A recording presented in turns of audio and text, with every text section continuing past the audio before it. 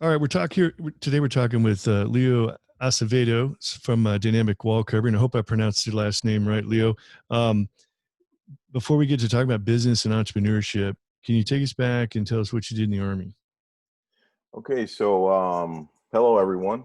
Um, in the U.S. Army, I was enlisted for 4 years, and I was what was called a 35 Yankee, Integrated Family Test Equipment. So I spent my basic in Georgia, and then we went to Redstone Arsenal in Alabama, and we learned about electronics for about 13 or 14 months, basic circuit card recovery and reconstruction, and schematic reading and things of that nature. So we would troubleshoot missile firing systems for helicopters, tanks, and other moving vehicles. Awesome. Did you Yeah, wear glasses? I do not wear glasses. I wear glasses all the time though when I'm outside. My sunglasses never come off. It's kind of an inside joke. Like in being in squadrons, most of my career, we could always tell the avionics guys because all the avionics guys had glasses because it was always the really smart. So I'm like, you're not wearing glasses. You had to have been a real smart one. So maybe you just one that managed to get lucky and have good eyes. Yeah, I appreciate my eyesight for sure. Yeah, yeah. Mine's still barely holding on. It's starting to go downhill. But I'm fighting the glasses thing as long as I possibly can. So, talk about what year was it you got out of the Army, and tell us a little bit about what your transition was like.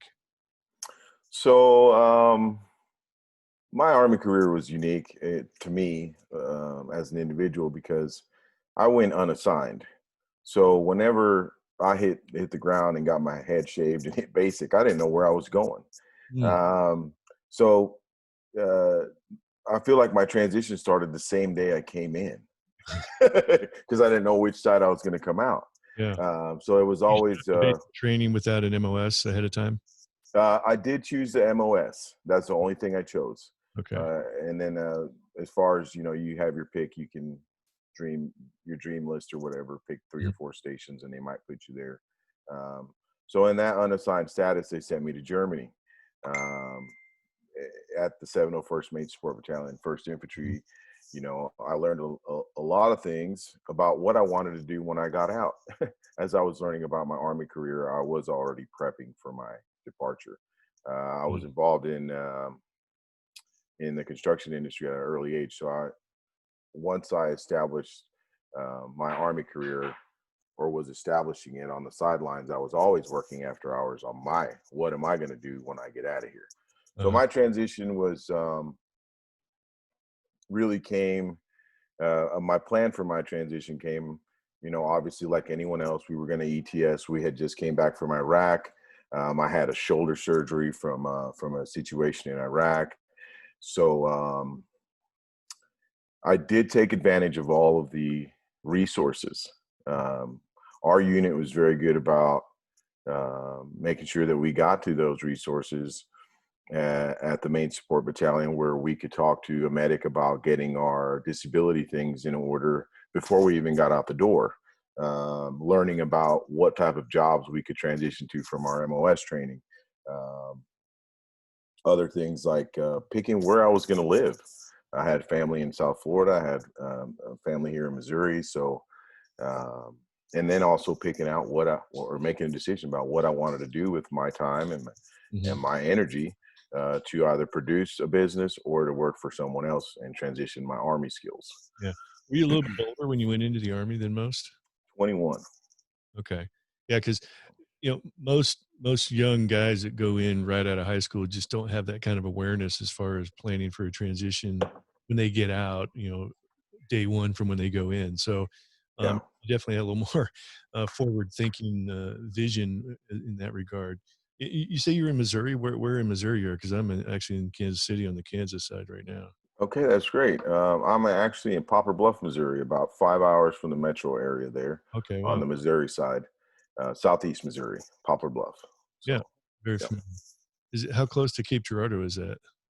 about 65 miles, Okay. 68 miles. All right. Well, cool. So when you finally did get out of the Army, what were some of the things you transitioned into right away, and did it go according to plan? Well, I thought my dollars were going to go a lot further. I can tell you that. Yeah.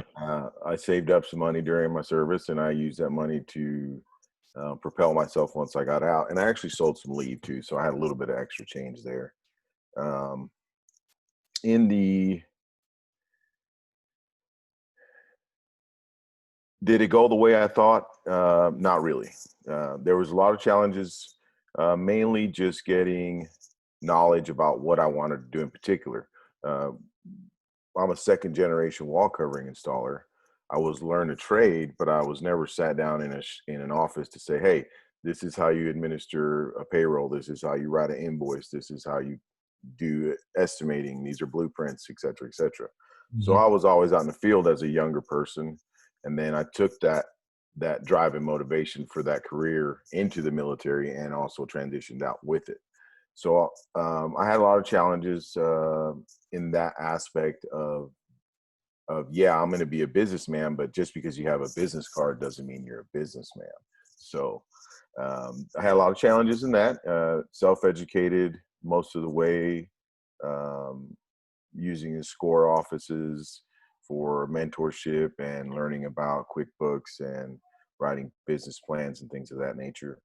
Mm. Now, um, those are resources that are available to mostly anybody. Those are free resources that are, SCORE office. Yeah. But other challenges were, you know, I was used to working with people who were motivated. I got out here and I started trying to work with folks who were very much on another schedule than I was. So my pace was up here, and people were working down here. Right. Um, Also, having everything always written out for you, which is not necessarily that way all the time. But in the military, we have a lot of doctrination, regulations, manuals to help us get through tasks. Mhm. Um, Basically, I was out here without those, so that was probably one of the more challenging things was trying to find the proper guidelines to get from point A to point B. Interesting. Um, how did SCORE help you out? What was your experience with SCORE like? And I I've think had several experiences with SCORE.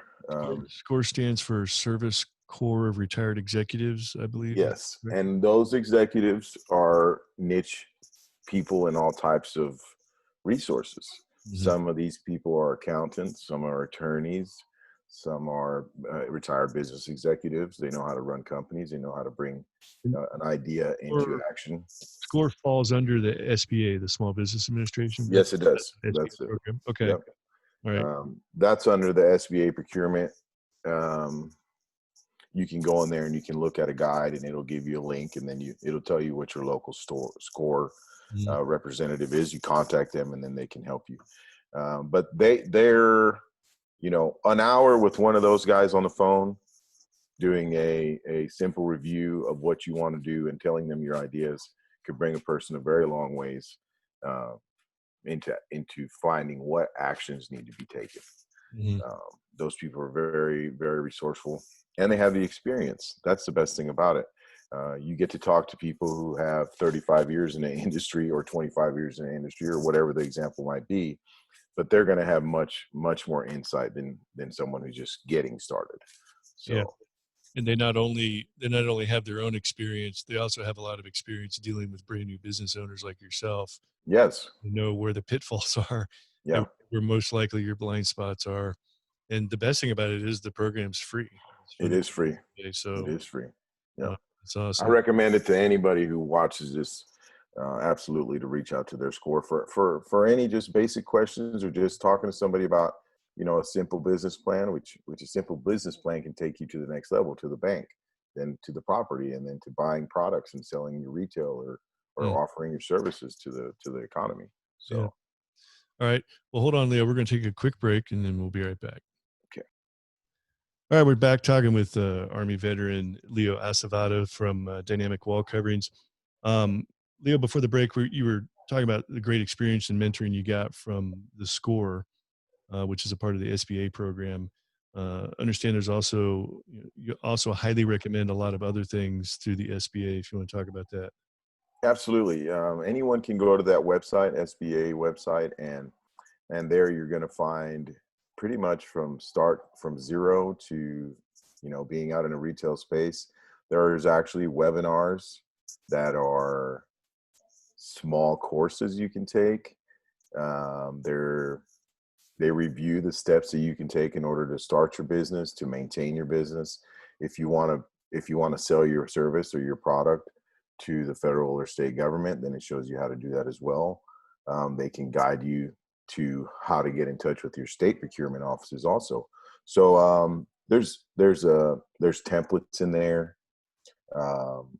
There's actually a web email. You can, if you have questions about small business information, you can actually reach out directly to the SBA, and they'll reach back out to you, and they'll help you get through whatever situations you're going through.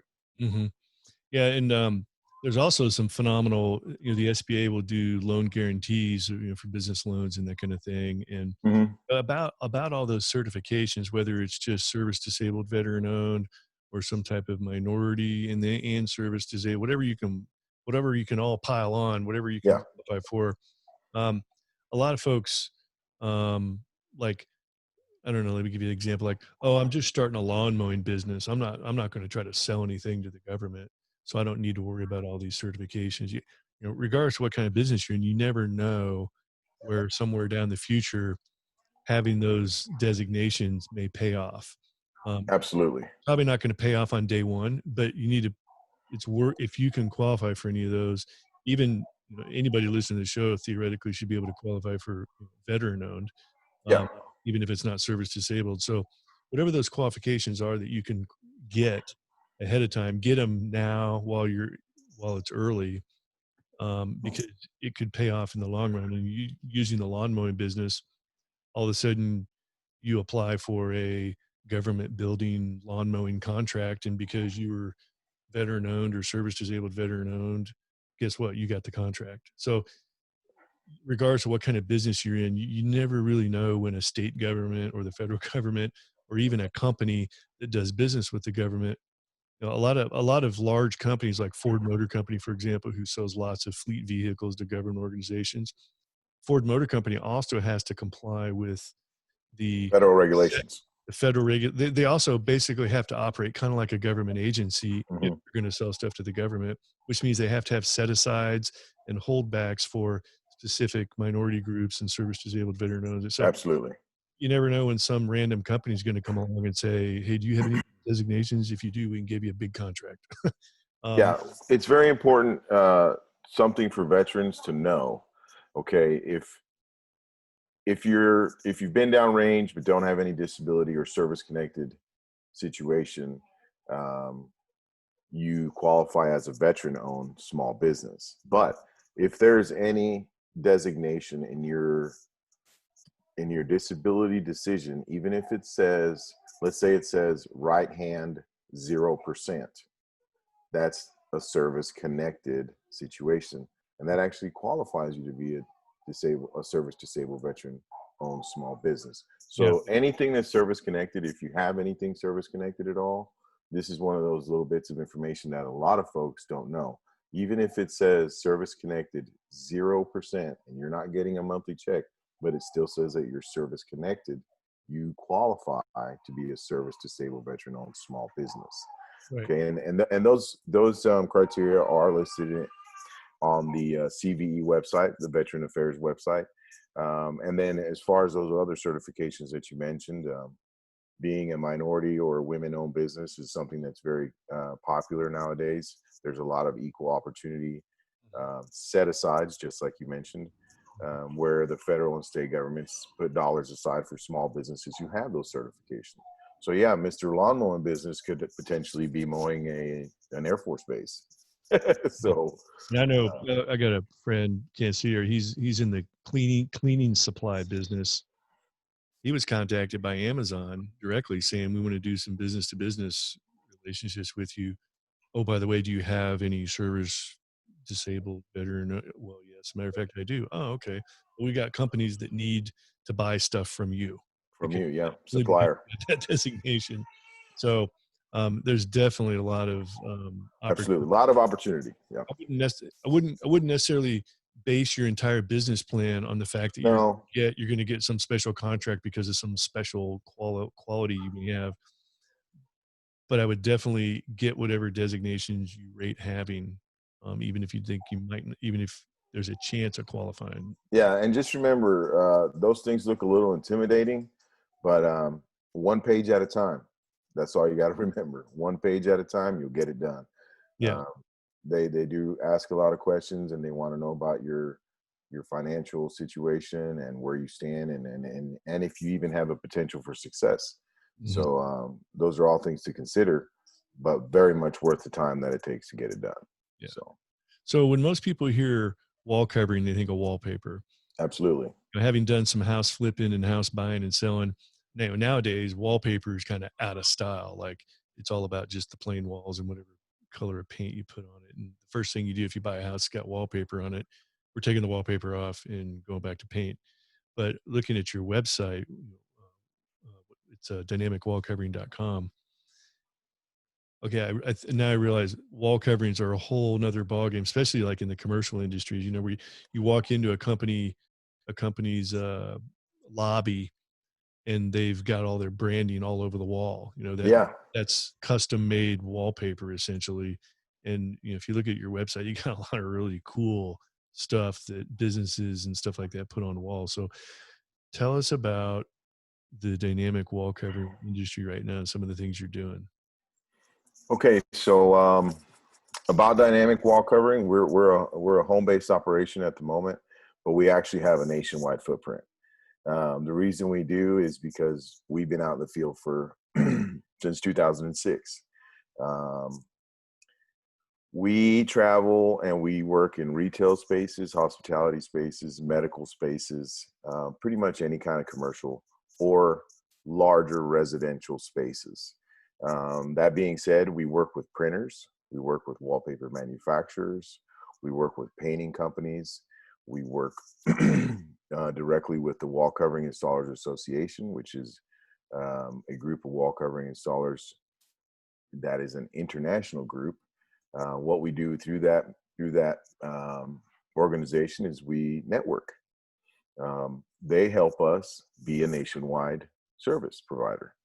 So the Installers Association has a directory, and through our meetings and conventions, we build rapport amongst each other, and we share contracts. We network so we can cover. Let's say a company out of Wisconsin needs something done in Southern California. Well, we'll get you somebody. Um, we are currently expanding our services. We've recently taken classes to become 3M certified. Um, Wallpaper and stickers are two different things. Traditional wall covering installer, wallpaper installer kind of steers away from 3M because it's a non-traditional type of wall covering. It's basically a sticker, but it does require a certain type of skill set, which we already have. It's just adapting and overcoming. So so we're recently getting more involved in the 3M arena because uh, it's you can put it on glass, you can put it on drywall, you can put it on metal, you can wrap cars with it, you can do pretty much anything with it. So that allows us to give our client a more a different or more wide approach to customizing their space. So if they want to take that branding off the wall and bring it down onto their desk, you know, to cover the front of that reception desk, then we can do that. We can build a design for them, get that printed, and then install it all to look exactly how they want it customized. Yeah. So that's something that we take a lot of pride in is, um, helping and consulting our clients. Once it's not just about an installation of a material, it's about making sure that your client is happy from the time that you're guiding them through making their decisions, or if they've already made their decisions, to either solidify those for them, or if you see that they're maybe going in a direction where they could have some failure, then consult them into the right direction. Yeah. So Are you directly involved in putting the wall coverings on the walls these days, or are you mostly shifted to um, more like a broker scenario where you're brokering we a deal? There are a few 3 to 4 clients that what we like to call it the white glove service for them. They're very high profile clients that do not want other installers on their sites. So what we do is when those projects are scheduled, I will typically go out in the field to do those, and those are probably 15 or 16 projects a year, Mm-hmm. and they're only a few days long. So, but typically I am in the office estimating, communicating with clients, potential clients, existing clients, and then managing logistics for where the installers are going to be, making sure that materials are getting delivered, and that the quality control is maintained. Awesome. So, can you talk a little bit about you said that you grew up hanging wallpaper probably with your dad, Yes, second sir. generation wallpaper or wall cover Yeah. guy, and then you went in the army for a little while, and then you went back to it when you got out. So initially, you probably started doing wall coverings yourself. Can you talk about being a hanging wallpaper as the guy that's doing the work, and you came into this coming out of the army as, okay, now I'm going to start my own business, hanging wallpaper. How is it different running it, having to run a business and do all the other business tasks versus actually being the one doing the work? So I was really fortunate when I got out because I was able to buy some tools and get a pickup and get some insurance. And since I'm a second generation installer, my father and my brother actually put me onto some work. So I was able to operate on my own through my business entity, but I wasn't responsible for any of the estimating or materials ordering or any of that situation. We Being the installer, um, to be productive, you have to focus only on what the task at hand is. Mm-hmm. Um, it's very difficult to be on the wall with my wallpaper tools and be answering the emails.